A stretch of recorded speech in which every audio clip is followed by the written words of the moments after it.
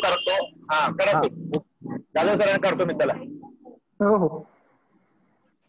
नमस्कार विद्यार्थी मित्रांनो, बृहन्मुंबई महानगरपालिका प्रस्तुत ऑनलाईन अध्यापन यामध्ये आपण कोविड-19च्या प्रादुर्भावामुळे आपण ऑनलाईन अध्यापन पद्धती चालू केली आहे की जेणेकरून तळागाळातील सगळ्या विद्यार्थ्यांपर्यंत हे शिक्षण पोहोचण्याचं काम हे महानगरपालिका करत आहे. घाटले मनपा माध्यमिक मराठी शाळा मुख्याध्यापिका स्वाती चौधरी आज मी तुमच्या समोर इयत्ता 10वी गणित भाग 2 वर्तुळ हे प्रकरण सादर करणार आहे. काल आपण वर्तुळावरती अतिशय उत्कृष्ट पाठ तुम्ही बघितलेला आहे सगळ्यांनी. तर मी तरी जे सरांनी काम मला दिले होते ते मी अतिशय प्रामाणिकपणे केलेले आहे. तुम्ही सर्व विद्यार्थ्यांनी केले का नाही काय माहिती. सरांनी सांगितले होते घरामध्ये सगळीकडे जरा फिरा आणि कुठल्या आकाराच्या वस्तू मी जरा गोळा केल्या तुमच्या समोर प्रत्येकाला दिसत असतील. घरात आपण ज्या जेवणाला वापरतो त्या डिश मी गोळा केलेल्या आहे. केक साठी आणलेलं कटिंग मी गोळा केलेला आहे. कार्डबोर्ड सगळ्यांकडे असतो. कार्डबोर्ड पासून मी वर एक आकृती तयार केलेली आहे. आपल्याकडे सेलोटेप सगळ्यांकडे असतो. सेलोटेपचा वापर सुद्धा आपण इथे करू शकतो. बांगडीचा वापर इथे मी करू शकते आणि एक पट्टी मिळते गोलाकार आकाराची, वर्तुळाकार आकाराची, जी बाजारमध्ये मिळते ती मी इथे यूज केली आहे. सगळ्यांचा परिचयाचा आणि तुमच्या कंपास बॉक्स मध्ये असणारे म्हणजे कंपास सुद्धा तुम्ही वापरू शकतात. कॅरमचं स्ट्रायगर आणि सीडीज आता जरी कोणी वापरत नसल्या तरी माझ्या खूप उपयोगाच्या आज येणार आहेत. त्या सीडीज आहेत. वर्तुळ आकार आणि हा एक बॉल. तर हा बॉल वर्तुळ आहे का नाहीये आणि ह्या आकृत्या वर्तुळ आहे का नाहीये. तर हा जो बॉल आहे तो सरांनी काल खूप छान उदाहरणं देऊन आपल्याला सांगितलं होतं की बॉल हा त्रिमितीय आकृती आहे आणि ती ही खोल आहे. म्हणजे आपल्याला याचा उपयोग आज होणार नाहीये. आपल्याला सगळ्या आकृत्या ज्या आपल्या प्रकरणाशी रिलेटेड आहे त्या याच्याशी रिलेटेड आहे.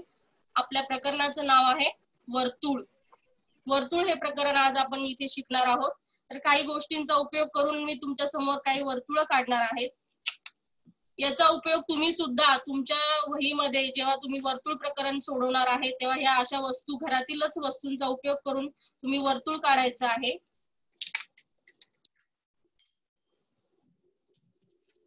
काल आपण वर्तुळावरचा बराच बेसिक भाग शिकलेला आहे. तरी फक्त एक झलक आज आपण बघणार आहोत.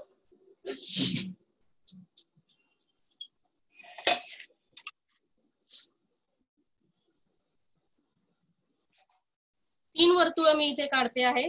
तुम्ही काल 3 गोष्टींचा अभ्यास केलेला आहे. त्या 3 गोष्टींची फक्त एक झलक आपण इथे आज बघणार आहोत. वर्तुळ म्हटलं की वर्तुळाला केंद्रबिंदू आला. सरांनी काम सांगितलं होतं परिघाची लांबी काढा. हा जो वर्तुळ आहे त्याची परिघ आहे. तुम्ही घरातल्या वस्तूंनी दोऱ्याने ते मोजून तुम्ही परिघ काढलेला असेल, परिघाचं माप काढलेलं असेल. वर्तुळामध्ये सगळ्यात महत्वाची जी येते ती असते त्रिज्या. वर्तुळाची त्रिज्या केंद्रबिंदू पासून आणि वर्तुळावरील बिंदू जो जोडला जाणारा रेषाखंड आहे त्याला आपण वर्तुळाची त्रिज्या म्हणतो. वर्तुळावरची दुसरी रेषा आहे आणि तिसरी रेषिका आहे जीवा. वर्तुळाची जीवा. वर्तुळावरील कुठल्याही 2 बिंदूला छेदणारी रेषा म्हणजे वर्तुळाची जीवा. आणि वर्तुळाच्या केंद्रबिंदूतून जाणारी जीवा ही वर्तुळाचा व्यास पण असते आणि वर्तुळाची सर्वात मोठी जीवा सुद्धा असते. हा झाला व्यास. त्रिज्या आणि व्यास मध्ये संबंध आहे. त्रिज्या ही व्यासाच्या निम्मी असते किंवा व्यास हा त्रिज्येच्या दुप्पट असतो. दुसरी गोष्ट आपण काल शिकलेलो आहोत जीवेवर टाकलेला लंब. जीवेवर टाकलेला लंब हा त्या जीवेला दुभागतो. ह्या त्या जीवेला दुभागतो. तिसरी गोष्ट आपण शिकलेलो आहोत स्पर्शिका.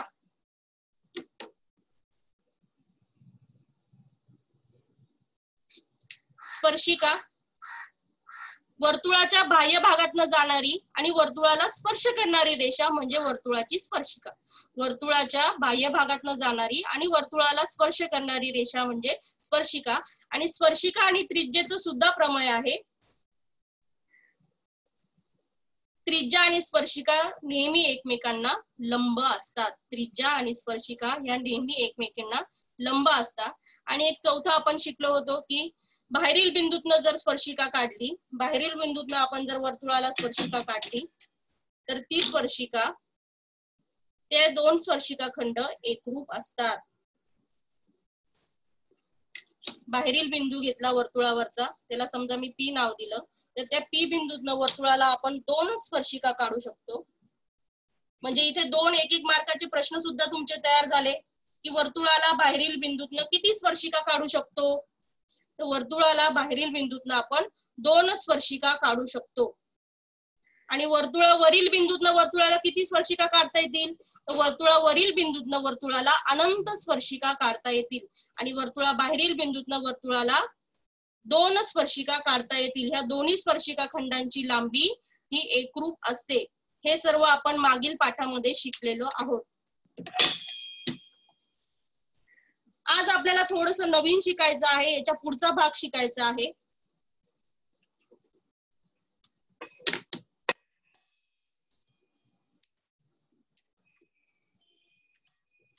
दोन वर्तुळ मी काढणार आहे. वर्तुळ काढल्यानंतर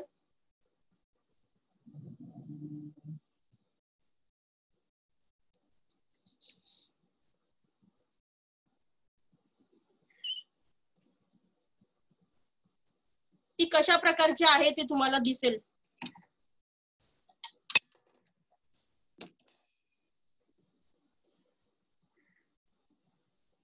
घरातील वस्तू वापरून, साध्या सौद्या गोष्टी वापरून आपण आकृत्या काढतो आहोत. आणि आकृत्या अतिशय सहज आणि सोप्या.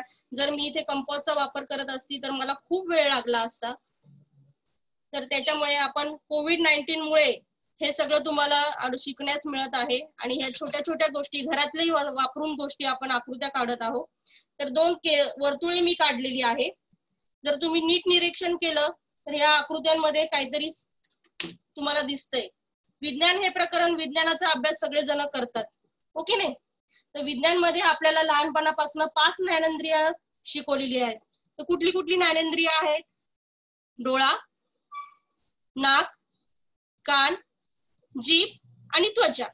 आता ह्या 5 ज्ञानेंद्रियांपैकी त्यांचं काम आहे 5 ज्ञानेंद्रियाचं. जसं डोळा म्हटलं तर बघण्याचं काम येतं, नाक म्हटलं तर वास घेण्याचं काम येतं, कान म्हटले तर ऐकण्याचं काम होतं, जीभ म्हटली तर सगळ्यांच्या आवडीचे चव घेण्याचं काम होतं. आणि 5वं जे ज्ञानेंद्रिय आहे त्वचा, ते काय करतं रे? चटका लागला काय करतो आपण? लगेच हात दूर करतो. थंड वाटलं तर थंडाने पण आपल्याला थंड आहे, गरम आहे एखादी गोष्ट हे कसं जाणवतं? कारण त्या वस्तूचा आपल्याला स्पर्श होतो. म्हणजे स्पर्शनेंद्रिय जे आहे ते आहे त्वचा. आणि स्पर्शामुळे आपल्याला काय होतं की ही गोष्ट थंड आहे का गरम आहे हे आपल्याला समजतं. तसंच हे दोन वर्तुळ मी इथे तुमच्या समोर काढलेले आहेत. तर हे दोन वर्तुळ एकमेकांना स्पर्श करतायत, एकमेकांना स्पर्श करता आहेत, हो की नाही. मग स्पर्श कसा असतो? एका बिंदूत असतो. स्पर्श कसा असतो तुमचा? एका बिंदूमध्ये असतो.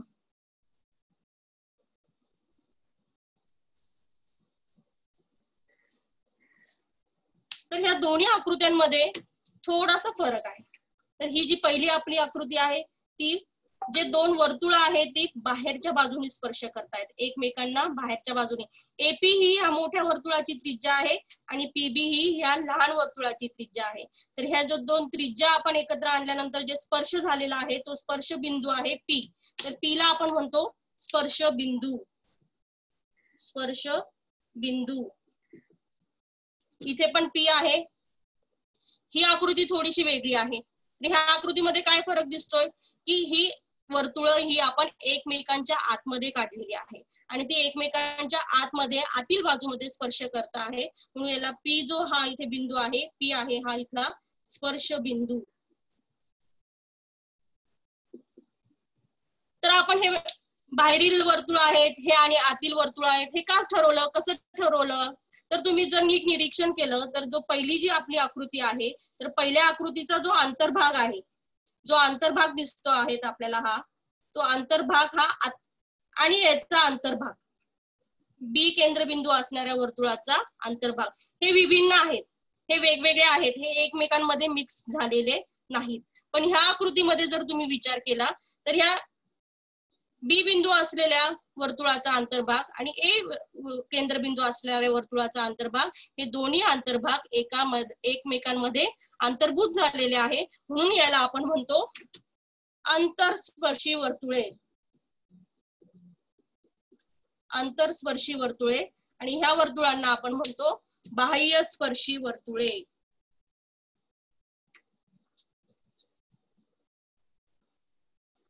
बाह्यस्पर्शी वर्तुळे.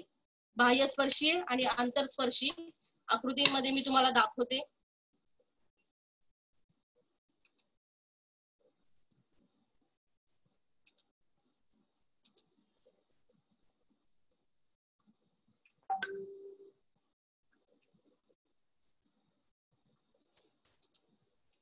एक मिनिट सर, पॉज करणार का?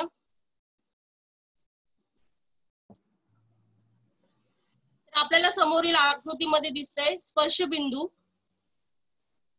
एक्स वाय आणि वाय झेड ही त्रिज्या आहे. एक्स वाय आणि वाय झेड ही त्रिज्या आहे. तर आपल्याला दिसत आहे वाय हा त्यांचा स्पर्श बिंदू आहे. तसंच यांना दोघांना म्हणतात बाह्यस्पर्शी वर्तुळे. आणि स्पर्श बिंदू या दुसऱ्या आकृतीमध्ये आपल्याला एक्स वाय आणि झेड वाय ही दोन्ही वर्तुळांची त्रिज्या आहे आणि वाय हा त्यांचा स्पर्श बिंदू दिलेला आहे. तर अशा पद्धतीने आपण स्पर्श वर्तुळे म्हणजे काय हे आपण भाग शिकलेला आहोत. तर स्पर्शिका, स्पर्श वर्तुळे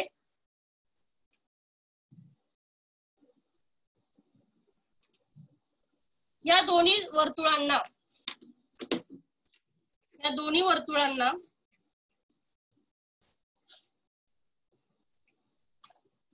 जर मी एखादी स्पर्शिका काढली, या पी बिंदू मधनं स्पर्शिका काढली, तर ही स्पर्शिका या ए केंद्रबिंदू असणाऱ्या वर्तुळाची स्पर्शिका आहे आणि ह्या बी केंद्रबिंदू असणाऱ्या वर्तुळाची सुद्धा स्पर्शिका आहे. तसेच या पी बिंदू मधनं आंतरस्पर्शी वर्तुळामध्ये जर मी स्पर्शिका काढली तर एपी ही मोठ्या वर्तुळाची स्पर्शिका आहे आणि बीपी ही लहान वर्तुळ म्हणजे बी केंद्र असणाऱ्या वर्तुळाची स्पर्शिका सुद्धा पी मधनच गेलेली आहे. तर आपल्याला लक्षात येईल की दोन्ही वर्तुळांची म्हणजे बाह्यस्पर्शी वर्तुळांची एकच सामायिक स्पर्शिका आहे आणि आंतरस्पर्शी वर्तुळांची सुद्धा एकच सामायिक स्पर्शिका आहे. तर आपल्याला याची व्याख्या करता येईल की एकाच प्रतलात असणारी दोन वर्तुळे आणि एकच सामायिक रेषेचा बिंदू स्पर्श करणारी वर्तुळे ही बाह्यस्पर्शी वर्तुळे असतात किंवा आंतरस्पर्शी वर्तुळे असतात. तर बाह्यस्पर्शी आणि आंतरस्पर्शी वर्तुळे म्हणजे काय आपण हे अभ्यासलेले आहेत. तर तुम्हाला लक्षात येईल की एपी ही मोठ्या वर्तुळाची त्रिज्या आहे आणि पीबी ही लहान वर्तुळाची त्रिज्या आहे. त्याचप्रमाणे आंतरस्पर्शी वर्तुळामध्ये सुद्धा एपी ही मोठ्या वर्तुळाची त्रिज्या आहे आणि बीपी ही लहान वर्तुळाची त्रिज्या आहे. याच्या पुढचा भाग आपल्याला बघायचा आहे.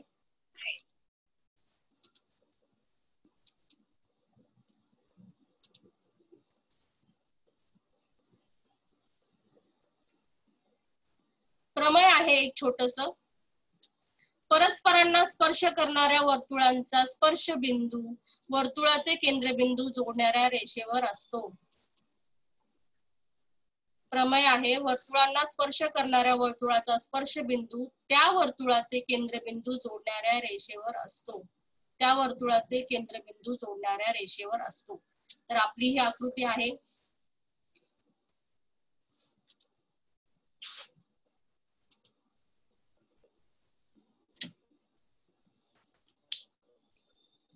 त्यांनी दिलेलं आहे की ही जी एल रेषा आहे, स्पर्शिकेला आपण नाव देऊया, एल नाव देऊया. एल ही स्पर्शिका आहे. एल ही ह्या दोन्ही वर्तुळांची सामायिक स्पर्शिका आहे. जेव्हा हे आपण दोन्ही वर्तुळांची सामायिक स्पर्शिका म्हणतो तेव्हा सामायिक स्पर्शिका म्हणतो तेव्हा हा त्यांचा पी हा बिंदू हा जो आहे तो स्पर्श बिंदू आहे. पी हा जो बिंदू आहे त्यांचा हा स्पर्श बिंदू आहे. आपण जेव्हा हा वर्तुळ एखादा झाकून ठेवला एखादा भाग याच्यावरचा तर तुम्हाला लक्षात येईल की ही वर्तुळाची त्रिज्या आहे आणि ही वर्तुळाची स्पर्शिका आहे. ही वर्तुळाची त्रिज्या आहे आणि ही स्पर्शिका आहे. मग आपण काल नियम शिकलेला आहे की त्रिज्या आणि स्पर्शिकेचे प्रमेय. त्रिज्या आणि स्पर्शिकेचे प्रमेय. त्रिज्या ही स्पर्शिकेला लंब असते. त्रिज्या ही स्पर्शिकेला लंब असते. म्हणून रेषा एपी लंब रेषा एल, लंब रेषा एल. त्याचप्रमाणे जर आता आपण हा मोठा वर्तुळ झाकून ठेवला तर आपल्याला लहान वर्तुळामध्ये बीपी ही त्रिज्या दिसते आहे. बीपी ही त्रिज्या दिसते आहे आणि एल ही त्याची सामायिक, एल ही त्याची स्पर्शिका दिसते आहे. एल पुन्हा त्रिज्या स्पर्शिका नियम आपल्याला सांगतो की वर्तुळाची त्रिज्या ही त्या स्पर्शिकेला लंब असते. म्हणून पीबी रेषा पीबी लंब रेषा एल, रेषा पीबी लंब रेषा एल. म्हणजेच आपल्याला काय सिद्ध झालं की ही जी एबी रेषा आहे ही पूर्ण एबी जी रेषा आहे एपी लंब एल आहे आणि बीपी लंब रेषा एल आहे. म्हणून याच्यावरनं काय सिद्ध झालं की ही एल रेषेला एक सी ह्या पी बिंदूतनं एकच रेषा लंब असते. आपण एकाच पी बिंदू मधनं दोन दोन रेषा लंब रेषा काढू शकत नाही. म्हणजे ह्या पी बिंदू ह्या दोघांना सामायिक बिंदू आहे, स्पर्श बिंदू आहे आणि ह्या पी बिंदूतनं दोघांची एकच सामायिक स्पर्शिका काढलेली आहे. म्हणून त्यांची जी लंब रेषा आहे एपी लंब एल आणि पीबी लंब एल ही एकच आहे. म्हणून हे एपीबी हे बिंदू एक रेषीय आहेत. एपीबी हे बिंदू एक रेषीय आहेत. त्याचप्रमाणे आंतरवर्तुळामध्ये सुद्धा सेम तसंच. जेव्हा आपण पी ही सामायिक स्पर्शिका काढलेली आहे, जेव्हा आपण मोठा वर्तुळ घेतो तेव्हा त्याची एबी ही त्रिज्या असते, एपी ही त्रिज्या असते. एपी त्रिज्या ही याला लंब आहे, एपी त्रिज्या ही याला लंब आहे. तशीच बीपी ही सुद्धा लहान वर्तुळाची त्रिज्या आहे आणि बीपी सुद्धा त्याला लंब आहे. म्हणून आपण सांगू शकतो की बिंदू एपीबी किंवा बिंदू एबीपी हे एक रेषीय बिंदू आहेत. बिंदू एबीपी हे एक रेषीय बिंदू आहेत. तर आपण आतापर्यंत 3 संकल्पना शिकलो. स्पर्श वर्तुळे, बाह्य स्पर्शी वर्तुळे आणि आंतरस्पर्शी वर्तुळे. दोन्ही स्पर्श वर्तुळांना सामायिक स्पर्शिका असते, सामायिक स्पर्शिका असते, सामायिक स्पर्शिका असते. बाह्य स्पर्शी वर्तुळांना पण आणि आंतरस्पर्शी वर्तुळांना सुद्धा. आणि त्या सामायिक स्पर्शिकेचा जो स्पर्श बिंदू असतो आणि दोन्ही वर्तुळांचा जो स्पर्श बिंदू असतो तो एकच असतो आणि म्हणून ए पी बी या एक रेषीय बिंदू झालेत. ए पी बी हे एक रेषीय बिंदू झालेत. त्याप्रमाणे आंतरस्पर्शी वर्तुळामध्ये सुद्धा पी बी ए हे एक रेषीय बिंदू आहेत. त्यामुळे छोटस प्रमेय होतं, हे प्रमेय आपलं झालेलं आहे. पुढची गोष्ट बघूया आपण.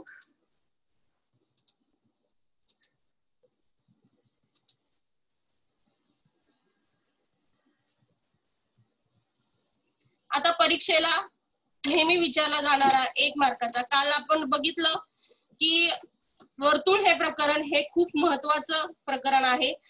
एकूण 12 मार्कांचं वेटेज या प्रकरणाला दिलेलं आहे. 12 मार्कांचं वेटेज आहे. 12 मार्कांमध्ये 1 मार्काला, 2 मार्काला, 2 मार्काला, 3 मार्काला आणि 4 मार्काला असे एकूण 5 प्रश्न ह्या धड्यावरती विचारले जाऊ शकतात. आणि 1 मार्काला विचारल्या जाणाऱ्यामध्ये हा स्पर्श वर्तुळांचा जो प्रश्न आहे तो खूप परीक्षांमध्ये आतापर्यंत आलेला आहे आणि प्रत्येक परीक्षेमध्ये तो विचारला गेलेला प्रश्न आहे की जेव्हा 2 बाह्यस्पर्शी वर्तुळे असतात तेव्हा त्यांना आपण किती सामायिक स्पर्शिका काढू शकतो. 2 वर्तुळांना, 2 बाह्यस्पर्शी वर्तुळांना आपण किती सामायिक स्पर्शिका काढू शकतो. 2 बाह्यस्पर्शी वर्तुळे आपण काढूया.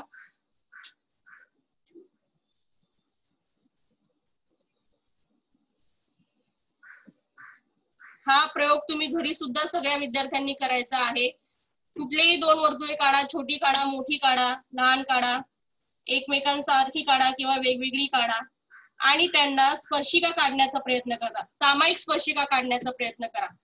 तर तुम्हाला लक्षात येईल सामायिक स्पर्शिका त्यांना किती काढू शकतो आपण.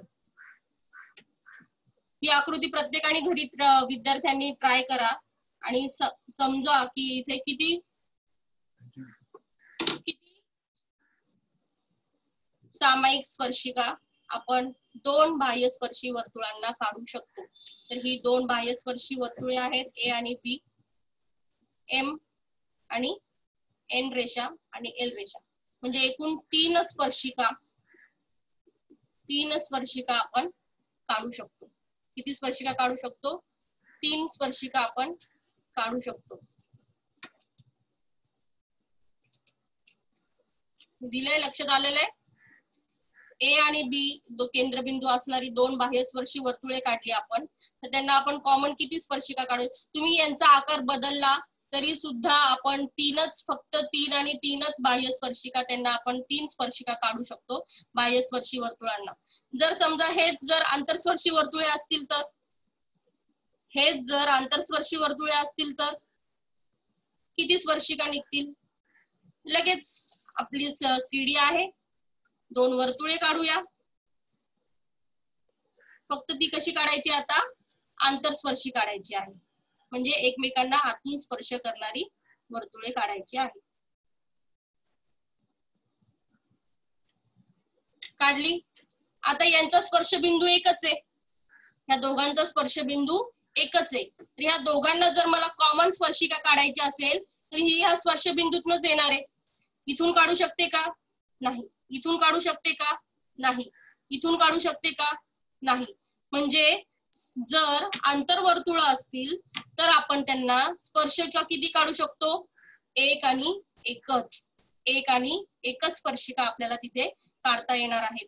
म्हणजे असे जे छोटे छोटे प्रयोग आहेत, जे एक मार्काला येणारे प्रश्न आहेत, की दोन बाह्यस्पर्शी वर्तुळांना किती सामायिक स्पर्शिका काढता येतील आणि दोन आंतरस्पर्शी वर्तुळांना किती सामायिक स्पर्शिका काढता येतील, याचे उत्तर तुम्हाला 1-1 मार्क मिळून देणारी प्रश्न आहेत आणि याची उत्तर सोपी आहेत, ते तुम्हाला अभ्यासता येतील.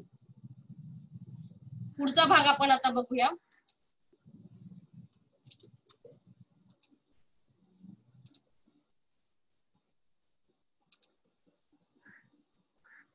इथे बघितलं आपण बाह्यस्पर्शी आणि आंतरस्पर्शी वर्तुळांना आपण एक स्पर्शिका काढू शकतो.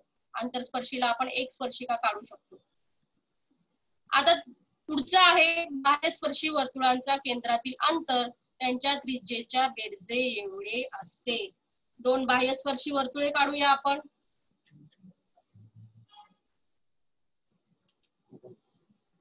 ठीक आहे, दोन बाह्यस्पर्शी वर्तुळे.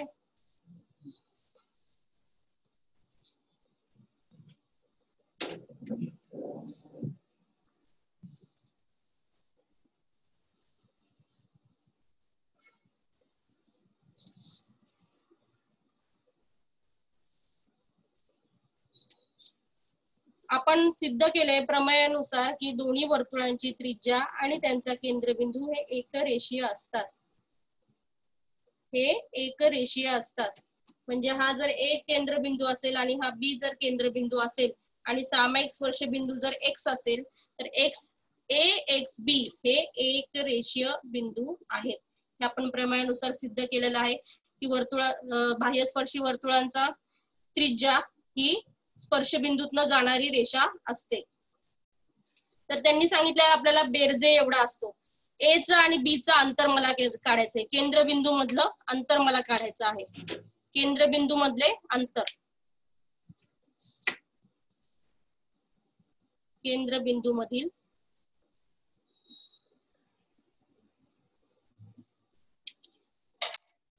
अंतर बरोबर काय होईल तुमच्याही लक्षात येईल. सोपं आहे एकदम. काय होणार? या दोन्ही त्रिज्यांची बेरीज होणार. एक्स त्रिज्या आणि एक्स बी त्रिज्या या दोन्ही त्रिज्यांची बेरीज आपल्याला करायची आहे.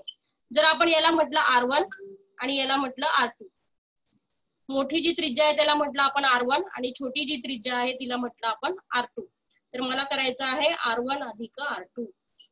R1 अधिक R2. म्हणजे जेव्हा दोन बाह्यस्पर्शी वर्तुळे असतील, बाह्यस्पर्शी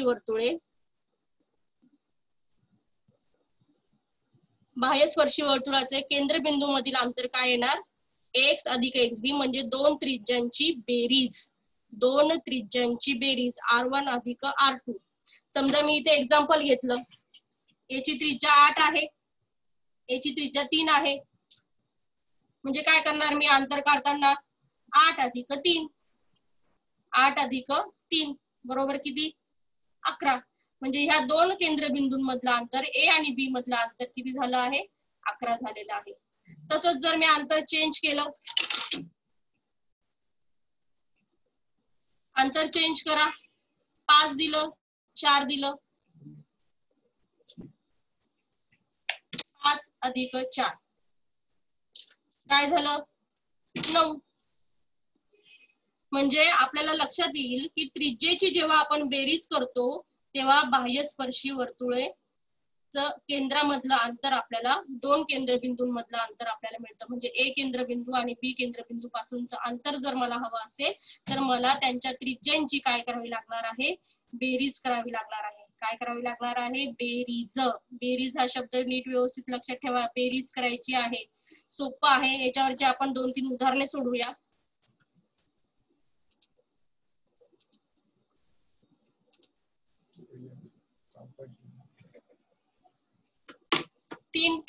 दोन बाह्यस्पर्शी वर्तुळांच्या त्रिज्या, इथे वेगवेगळ्या त्रिज्या दिलेल्या आहेत आणि काय केंद्रातील अंतर विचारलं आहे.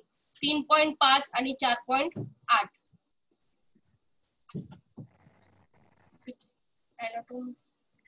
3.5 आणि पुन्हा आपण काय करणार? R1 अधिक R2, R1 अधिक R2, R1 अधिक R2.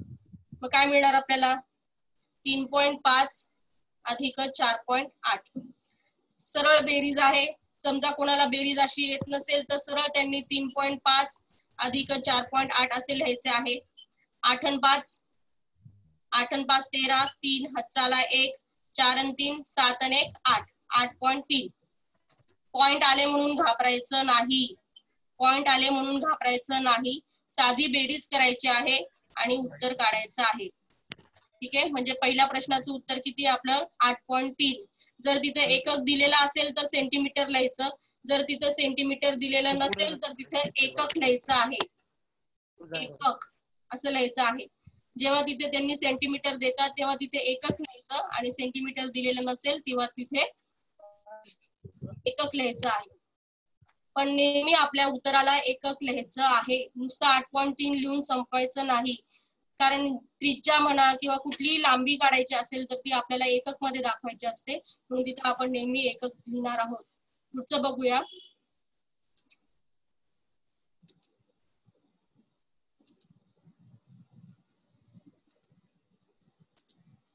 चार आणि 8. आताच आपण घेतलं 4 आणि 8 किती येणार? 4 अधिक 8.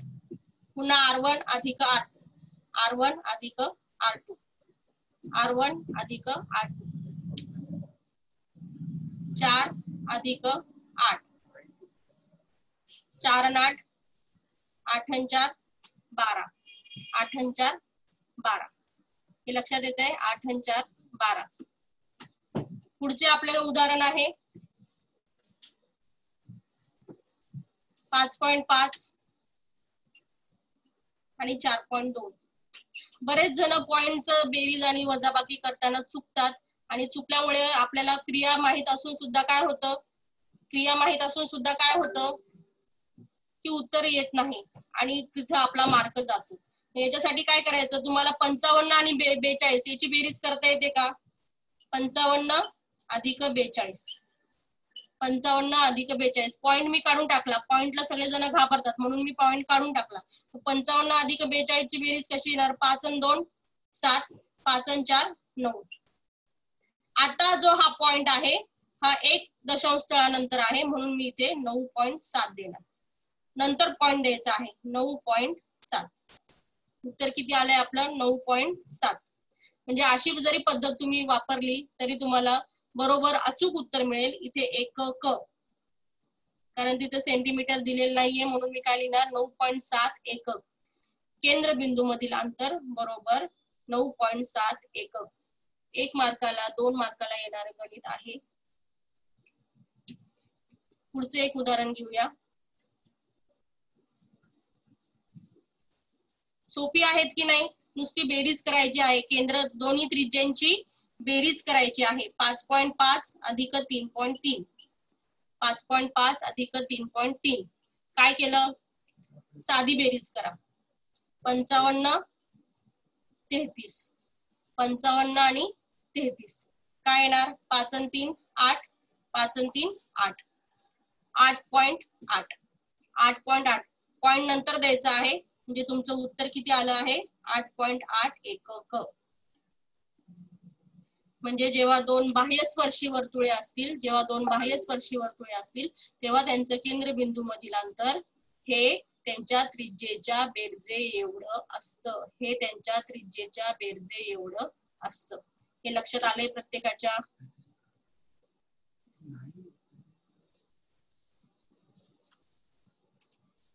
हे प्रत्येकाच्या लक्षात आलंय उदाहरण? आता जसं आपण बाह्यस्पर्शीसाठी बेरीज केली तसं आंतरस्पर्शीसाठी काय करणार? सोपं आहे, तुम्ही उत्तर देऊ शकतात, हो की नाही? जशी बाह्यस्पर्शीसाठी आपण बेरीज केली तशी आंतरस्पर्शीसाठी मला करायची आहे वजाबाकी. कारण आपण बघतो की बाह्यस्पर्शी वर्तुळे आणि बाह्यस्पर्शी वर्तुळांचा जो भाग आहे तो विभिन्न आहे, म्हणून आपण त्याची तिथे बेरीज केली. पण आंतरस्पर्शी वर्तुळांचा जो अंतर्भाग आहे तो एकच आहे, म्हणून आपण तिथे काय करणार आहोत? वजाबाकी करणार आहोत. ही वजाबाकी कशी करायची? चला बघूया. पहिले आपल्याला काय काढावे लागेल? आकृती काढावी लागेल. तर पहिले आकृती काढून घेऊया.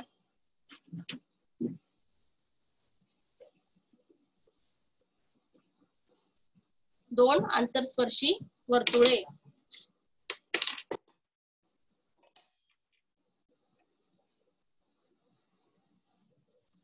घरातली छोट्या छोट्या वस्तू वापरून आपण वर्तुळ काढतो आहोत आणि ते किती इझी जात आहे हे तुमच्याही लक्षात येत असेल.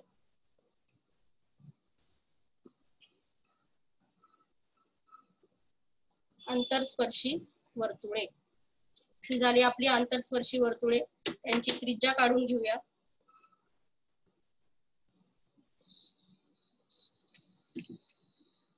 त्रिज्येचा बिंदू हा P, हा मोठ्या वर्तुळाचा आणि हा छोट्या वर्तुळाचा. ठीक आहे. आता जसं आपण बाह्यस्पर्शीला बेरीज केली तसं आंतरस्पर्शीला काय करणार आहे? वजाबाकी. कारण यांचा जो अंतर्भाग आहे तो एकच आहे आणि आपल्याला आपण शिकलोय A, B, P हे एक रेषीय बिंदू आहेत. म्हणजे एक रेषीय बिंदू असतील तर आपण तिथे बेरीज आणि वजाबाकी डायरेक्टली तिथे करू शकतो. म्हणून आपण काय करणार आहे? मोठी त्रिज्या म्हणजे मोठ्या वर्तुळाची त्रिज्या. आंतरस्पर्शी वर्तुळ इथं काय आहे? आंतरस्पर्शी वर्तुळ. कशातलं अंतर काढायचं आपल्याला? त्यांच्या केंद्रामधील अंतर. केंद्रबिंदू मधील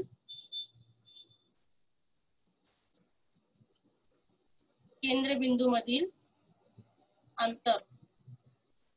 काय केंद्रबिंदू मधलं अंतर? मोठी त्रिज्या म्हणजे AP. मोठी त्रिज्या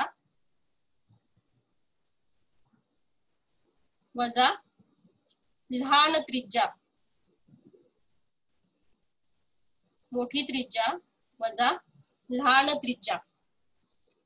मोठी त्रिज्या कुठली आहे त्याची? AP वजा लहान त्रिज्या कुठली आहे? BP. लहान त्रिज्या कुठली आहे? BP. पुन्हा आपण मोठ्या त्रिज्येला R1 म्हणूया आणि छोट्या त्रिज्येला R2 म्हणूया. म्हणून आपल्याला केंद्रातलं अंतर कसं मिळतंय? R1 वजा R2. R1 म्हणजे काय पकडायची? मोठी त्रिज्या पकडायची आणि R2 म्हणजे काय पकडायचं? लहान त्रिज्या पकडायची आहे. याच्यावरची गणित सोडूया आपण, म्हणजे तुम्हाला ही कन्सेप्ट अजून क्लिअर होऊन जाईल. पहिली त्रिज्या दिली आहे 8 आणि 7. पहिली त्रिज्या काय दिली आहे? 8 आणि 7. सोपं आहे. मोठी त्रिज्या कुठली आहे याच्यातलं पहिले बघायचं. 8 आहे का 7 आहे? कोणी सांगू शकतं किती कोणती आहे? 8 आहे. म्हणून 8 वजा 7. 8 वजा 7 किती आला अंतर? 8 वजा 7 1. एकक. 1 एकक, म्हणजे 2 त्रिज्येमधलं अंतर किती आलेलं आहे? 8 1 एकक. मोठी त्रिज्या वजा लहान त्रिज्या केलेली आहे मी इथे. 8 वजा 7 बरोबर 1 एकक. म्हणजे जेव्हा 2 आंतरस्पर्शी वर्तुळ केंद्रबिंदू मधून अंतर काढायचं असेल तेव्हा आपण काय करतो? मोठी त्रिज्या वजा लहान त्रिज्या. अजून पुढचं गणित घेऊया. 2-3 गणितांचे सराव घेतले की तुमचं इथेच हे प्रकरण पूर्ण चांगलं नीट होणार आहेत आणि हे जे 1 आणि 2 मार्क आहेत ते तुम्हाला मिळणारच आहेत. 3.5 वजा 4.8. चुकलं का रे? चुकलं. का चुकलं? कारण मी लहान त्रिज्येला मोठ्या त्रिज्येतनं वजा केलेला आहे, हो की नाही? मग जेव्हा गणित दिलेलं जातं तेव्हा मला बघायचं याच्यातली मोठी त्रिज्या कुठली आणि छोटी त्रिज्या कुठली आहे. तर मोठी त्रिज्या कुठली आहे? 4.8. मोठी त्रिज्या कुठली आहे? 4.8 वजा 3.5 वजा 3.5. 4.8 वजा 3.5. काय केलं आपण? मोठी त्रिज्या आधी लिहिली आहे आणि छोटी त्रिज्या नंतर लिहिली आहे. उदाहरणामध्ये छोटी किंवा मोठी त्रिज्या खालती वरती दिलेला असेल तरी सुद्धा तुम्ही काय करायचं आहे? मोठी त्रिज्येतनच नेहमी लहान त्रिज्या वजा करायची आहे. मोठ्या त्रिज्येतनं नेहमी लहान त्रिज्या वजा करायची आहे.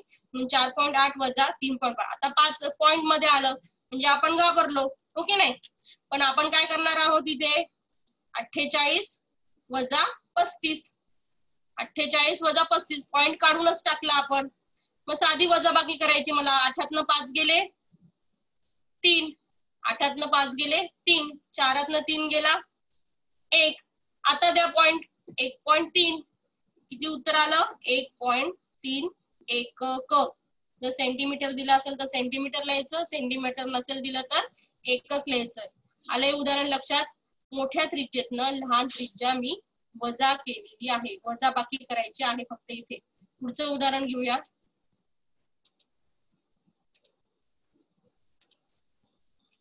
5.5 आणि 4.2. आता वरतीच दिलेले आहे, हो की नाही? मोठी त्रिज्या कुठली आहे? 5.5 आणि छोटी त्रिज्या कुठली आहे? 4.2. 5.5 वजा 4.2. 5.5 वजा 4.2. ठीक आहे. काय केलं? पुन्हा आपण 55 वजा 42. 55 वजा 42 हे सोपं जातं. 5तनं 2 गेले 3. 5तनं 2 गेले 3 आणि 5तनं 4 गेले 1. किती मिळालं आपल्याला? 1.3. 1.3 एकक. ठीक आहे. येते लक्षात? सोपे सोपे असे गणित असतात आणि ते तुम्ही सोप्या पद्धत नुसती वजाबाकी करून सोडवायचे आहेत आणि तुम्हाला मस्त 1 मार्क 2 मार्क तिथे मिळणार आहेत. शेवटचं गणित आहे 5.5 वजा 3.3. 5.5 वजा 3.3. 5.5 वजा 3.3. 5.5 वजा 3.3. इथे काय होणार आहे? पुन्हा आपण वजाबाकी 55 वजा 33 करणार आहोत. 5तनं 3 गेले 2. 5तनं 3 गेले 2. म्हणजे उत्तर काय आलं आपलं? 2.2 एकक. 2.2 एकक. लक्षात आलंय? दोन्ही पण पद्धती मी तुम्हाला समजून सांगितल्या आहे. जेव्हा बाह्यस्पर्शी वर्तुळ असतील तेव्हा त्रिज्येची बेरीज करायची आणि जेव्हा आंतरस्पर्शी वर्तुळ असतील तेव्हा त्रिज्येची वजाबाकी करायची. वजाबाकी करताना मोठी त्रिज्या वजा लहान त्रिज्या, मोठी त्रिज्या वजा लहान त्रिज्या करायची आहे. अशा प्रकारची गणित तुम्हाला परीक्षेला विचारली जातात.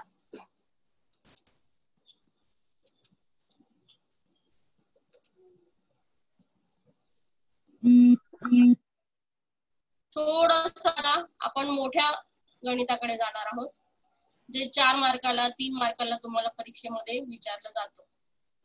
केंद्र P आणि Q असलेली वर्तुळे परस्परांना बिंदू R मध्ये स्पर्श करतात. बिंदू R मधून जाणारी रेषा त्या वर्तुळांना अनुक्रमे बिंदू A व बिंदू B मध्ये छेदते. तर आता पहिल्यांदा नीट प्रश्न वाचल्यानंतर आकृतीचं नीट निरीक्षण करायचं आहे.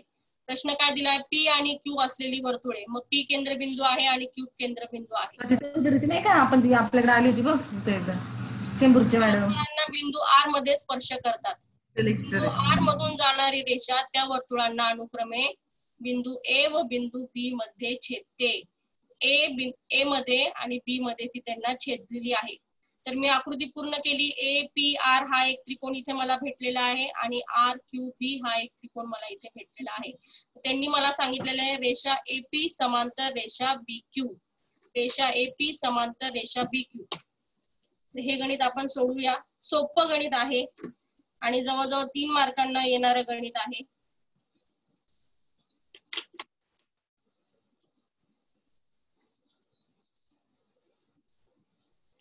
आकृती काढणार आपण पहिल्यांदी.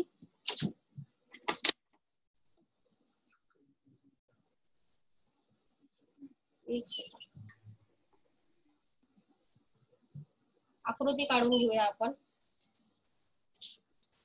परीक्षेमध्ये तुम्हाला आकृती काढायची गरज नाही, कारण आकृती दिलेली असणार, त्याच्यामुळे तुम्हाला ती आकृती पुन्हा काढायची गरज नाहीये. परीक्षेमध्ये डायरेक्ट तुम्ही सिद्धता लिहायला सुरुवात करायची आहे.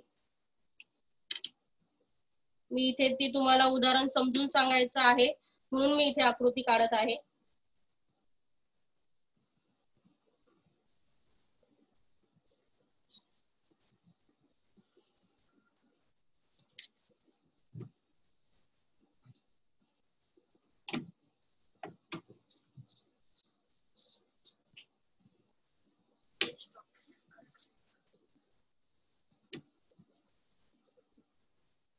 दिलेली आकृती काढून घेते फक्त, आणि दिलेली आकृती काढल्यानंतर तिला आपण व्यवस्थित नाव देऊन टाकूया. आर बी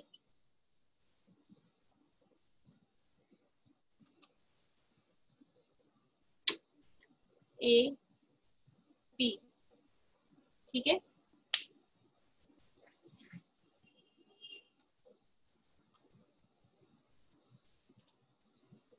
दिसते तुम्हाला दिलेली आकृती? इथे मी दिलेली आकृती काढलेली आहे. तर दिलेल्या आकृतीमध्ये त्यांनी आपल्याला सांगितलंय, पहिलेच करायला लावलंय एपी समांतर बीक्यू. एपी समांतर बीक्यू दाखवा. तर काय करायचंय? 2 रेषा जेव्हा मला समांतर दाखवायच्या असतील तेव्हा आपण मग काय विचार करतो? समांतर रेषा प्रकरण आठवा 9वीचं. आठवतं का? आठवत असेल ना? तर 2 रेषा जेव्हा मला समांतर दाखवायच्या असतील तेव्हा मी काय करते? एक तर मला संगत कोणाची जोडी एकरूप दाखवावी लागते, नाहीतर मला काय करावं लागतं? व्युत्क्रम कोणाची एक जोडी एकरूप दाखवावी लागते, किंवा मला आंतर कोणाची मापांची बेरीज 180 दाखवावं लागते, म्हणजे पूरक कोण दाखवावं लागतात. ठीक आहे. 2 समांतर रेषा घरच्याच काही गोष्टींचा उपयोग करून मी तुम्हाला दाखवते आहे. त्या 2 समांतर रेषा आहेत. ठीक आहे. आणि त्यांना ही एका छेदिकेने छेदला आहे. तसंच आपल्याला एपी आणि बीक्यू ह्या 2 रेषा समांतर दाखवायच्या आहेत. मग ह्या 2 रेषा समांतर दाखवण्यासाठी मला काय करावं लागेल? एक तर व्युत्क्रम कोणाची जोडी एकरूप दाखवावा लागेल. व्युत्क्रम कोण म्हणजे कसा? झेड आकार. झेड आकार दिसतोय? झेड आकार. आणि हा कोण आणि हा कोण. जर हा आणि हा कोण मी एकरूप दाखवला तर माझं काम होणार आहे, ह्या 2 रेषा काय होणार आहेत? समांतर होणार आहेत. तर इथे बघा, कोण A R P. A R P चा Q R B. Q R B हा काय आहे? विरुद्ध कोण. विरुद्ध कोण.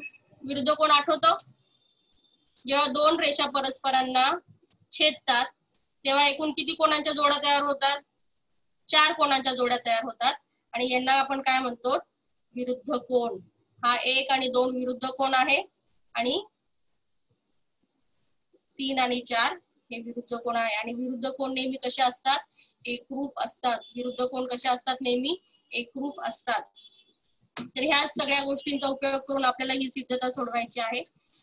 हे कोण एकरूप, हा कोण. कारण काय लिहिलं आपण? विरुद्ध कोण. नंतर जर तुम्ही नीट छोट्या वर्तुळाचं निरीक्षण केलं तर पी आर आणि पीबी ह्या एकाच वर्तुळाच्या त्रिज्या आहेत. PR आणि PB ह्या एकाच वर्तुळाच्या त्रिज्या आहेत. म्हणून मी काय केलं तिथे त्या एकरूप दाखवल्या. एकाच वर्तुळाच्या त्रिज्या होत्या म्हणजे त्या एकरूप असणारच. जेव्हा दोन हा त्रिकोण बघा कुठला तयार झालेला आहे PAR. हा त्रिकोण PAR हा कुठला त्रिकोण तयार झाला आहे? समद्विभुज त्रिकोण. समद्विभुज त्रिकोण. मग समद्विभुज त्रिकोण काय असतो? त्याचे गुणधर्म आठवतात का तुम्हाला? समद्विभुज त्रिकोण म्हणजे समद्विभुज, द्वि म्हणजे काय? ज्याच्या दोन बाजू समान मापाच्या असतात तो त्रिकोण. मग जेव्हा त्याच्या दोन बाजू समान मापाच्या असतात तेव्हा त्याचे पायालगतचे कोन सुद्धा कसे असतात? एकरूप असतात. म्हणून हा कोन सुद्धा काय झाला? एकरूप झाला. बघा मी इथे एकरूपतेची खूण करते. इथे 2 लाल खुणा केल्या आहेत, इथे सुद्धा 2च लाल खुणा केलेल्या आहेत. हो की नाही? जसं आपण छोट्या वर्तुळासाठी केलेलं आहे तसंच आपण सेम मोठ्या वर्तुळाकडे आता येणार आहोत. मोठ्या वर्तुळामध्ये QRB त्रिकोण QRB हा सुद्धा काय होतोय बघा, कारण याची सुद्धा ही त्रिज्या आहे. QR आणि QB ह्या वर्तुळाच्या त्रिज्या आहेत की नाही? QR आणि QB ह्या वर्तुळाच्या त्रिज्या आहेत. म्हणून हा सुद्धा काय झालाय? समद्विभुज त्रिकोण. समद्विभुज त्रिकोण म्हणजे त्रिकोण QRB सुद्धा काय झाले आहे? समद्विभुज त्रिकोण. म्हणून याचे सुद्धा पायालगतचे कोन कसे झाले? समान झाले. आता बघा ह्या लाल खुणा किती वेळा आल्या? त्याला मी समजा A नाव दिलं. A ठीक आहे. म्हणजे मला हा A कोन काय झालेला आहे? एकरूप आलेला आहे. ह्या दोन्ही पायालगतचे कोन एकरूप आहेत आणि ह्याही त्रिकोणाचे दोन्ही पायालगतचे कोन एकरूप आहेत. आता इथे आपण बघितलं 2 समांतर रेषांना एका छेदिकेने छेदले असता जर व्युत्क्रम कोणाची जोडी म्हणजे झेड आकार जिथं तयार होतो ती जोडी जर एकरूप असेल तर मी काय सांगू शकते? त्या 2 रेषा समांतर आहेत. तर त्या 2 रेषा असा झेड आकार कुठे तयार होतोय का? बघा इथे तयार होतोय.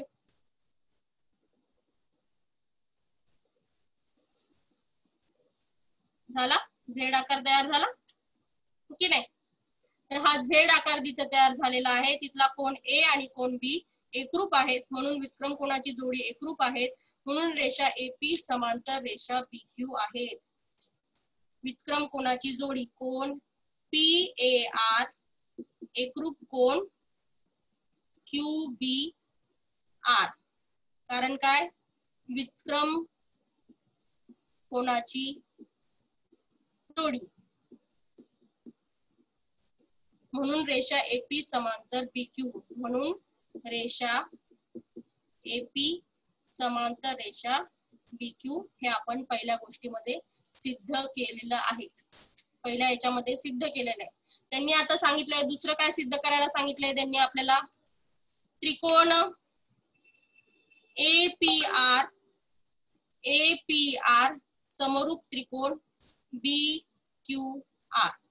समरूप त्रिकोण BQR हे आपल्याला त्यांनी सिद्ध करायला लागलं. सोपं आहे. 2 त्रिकोण जेव्हा मला समरूप दाखवायचे असतील तेव्हा किती कसोट्या आहेत? बाबा आहे, बाकोबा आहे, नाही तर कोको कसोटी आहे. कोको म्हणजे 3 कोण किंवा 2 कोण. कोको कसोटी आहे. इथे कोण कोणते 2 कोण येतात? एक विरुद्ध कोण आहे आणि एक व्युत्क्रम कोण आहे. म्हणजे माझं काम झालंय की नाही ह्या कसोटीनी, कोको कसोटीनी. हे 2 त्रिकोण समरूप आहे. कुठल्या कसोटीनुसार? कोको कसोटीनुसार. आता पुढचं त्यांनी दिलेलं आहे. ह्या कोणाचं माप त्यांनी P कोणाचं माप 35 दिलेलं आहे. किती दिलेलं आहे? 35.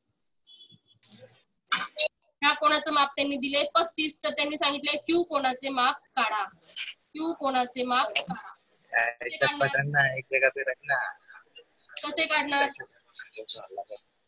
सांगा? त्रिकोणाच्या तिन्ही कोणांच्या मापांची बेरीज किती असते? त्रिकोणाच्या तिन्ही कोणांच्या मापांची बेरीज किती असते? 180 अंश. 180 अंश. ठीक आहे. 180 अंश वरनं तुम्हाला काय काढता येणार आहे? पहिल्यांदा तुम्हाला A चं जे माप आहे ते काढता येणार आहे. 180 वजा 35 करा. 180 मधनं 35 गेले. त्याच्यामुळे तुम्हाला गणित वाचूया एकदा आपण. PAR चे माप 35 दिलेले आहे. इथे PAR चे माप 35 दिलेले आहे. PAR चे माप 35 दिलेले आहे. तर त्यांनी काय काढायला लावले, म्हणजे ह्या कोणाचे माप त्यांनी दिलेले आहे 35. म्हणजे हा कोण 35 आहे म्हणून हा कोण सुद्धा 35 झाला, हा कोण 35 आहे म्हणून हा कोण सुद्धा 35 झाला, आणि हा कोण 35 आहे म्हणून हा कोण सुद्धा 35 झाला. 180 मधनं आपल्याला काय वजा करायचे, 35 वजा करायचे. म्हणजे 180 वजा 70 बरोबर किती, 110 अंश. 110 अंश. ठीक आहे, 110 अंश. म्हणजे विचारल्या कोणाचे माप किती आहे, 110 अंश. कोण, BQR चे माप 110 अंश, 110 अंश आहे. म्हणजे असा मोठा प्रश्न सुद्धा विचारला जाऊ शकतो तुम्हाला. जवळजवळ 3 ते 4 मार्काला हा प्रश्न विचारला जाऊ शकतो. आणि तुम्ही सोप्या पद्धतीने इथे आपण 2 समांतर रेषांचा उपयोग केलेला आहे, विक्रम कोणाचा उपयोग केला आहे, समद्विभुज त्रिकोणाचा उपयोग केलेला आहे, कोको कसोटीचा उपयोग केलेला आहे, आणि त्रिकोणाच्या तिन्ही कोणांच्या मापांची बेरीज 180 अंश असते याचा सुद्धा उपयोग केलेला आहे. आणि आपण हे गणित सोडवलेले आहे. एक गणित बघूया.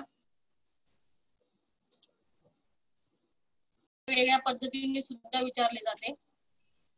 रिकाम्या जागा भरा किंवा बॉक्स जे असतात ते तिथे भरायला सांगतात. हेच गणित आहे.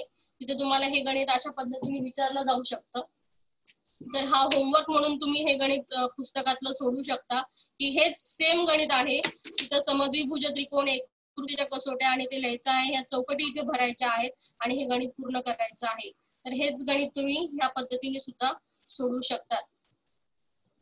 तर अशा पद्धतीने आपण आज बाह्यस्पर्शी वर्तुळे, आंतरस्पर्शी वर्तुळे आणि त्यांच्या त्रिज्यांमधील अंतर हा भाग शिकलेला आहोत. तर तुम्हाला याच्यावरची 1 मार्क, 2 मार्क आणि 3 मार्कांवरची 4 मार्कांवरची गणितं याच्यावरची तुम्हाला विचारली जाणार आहे, ती तुम्ही व्यवस्थित सोडवायची आहेत. आणि तुमच्या पुढील वाटचालीसाठी खूप खूप शुभेच्छा. माझ्या पाठाचे शांततेमध्ये तुम्ही ऐकले त्याबद्दल सगळ्यांचे खूप खूप धन्यवाद. Thank you sir.